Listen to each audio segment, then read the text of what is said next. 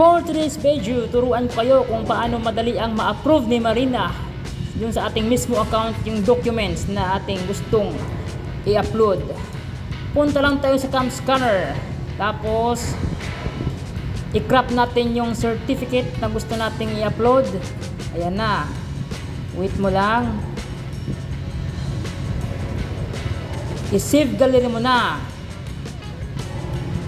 Tapos punta ka lang dun sa gallery na app, i-check mo kung na-save ba talaga yung certificate na ginawa mo dun sa cam scanner.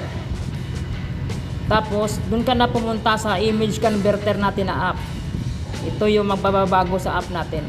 Kasi yung 1 MB na kailangan ni Marina, mahirap yun na i-upload kapag di gamitin natin ng image converter. Ayan na, select mo lang yung image na gusto mong i-convert. Click mo yung convert sa baba. Tapos, type ka lang dyan ng pangalan ng certificate mo. Halimbawa sa akin, yung ARCRM. Tapos, convert mo na. Ayan na. Convert na siya. Balikan mo dun ulit sa gallery mo. Yan. Tapos, i-check mo yung details. I-edit mo lang yung pangalan niya. Kita mo yung PNG na, PNG na. Ito sa converter na to, kahit lagpas na ng 1 MB, tatanggapin pa rin ni Marina. Tingnan nyo to. Ito, 1.40 MB to. Pero kaya dahil nga nagawa na siya ng PNG, galing sa JPG yan, matatanggap na siya. Punta ka na rin sa Marina mismo account mo. Doon ka sa documents.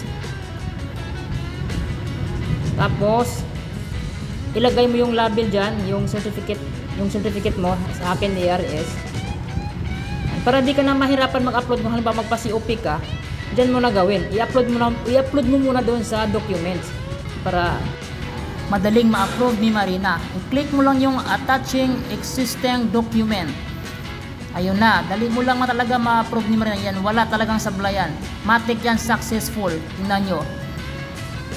Document successfully uploaded. Kaya huwag nyo kalimutan mag-subscribe mga guys. Like, comment, paki-share na rin. Thank you!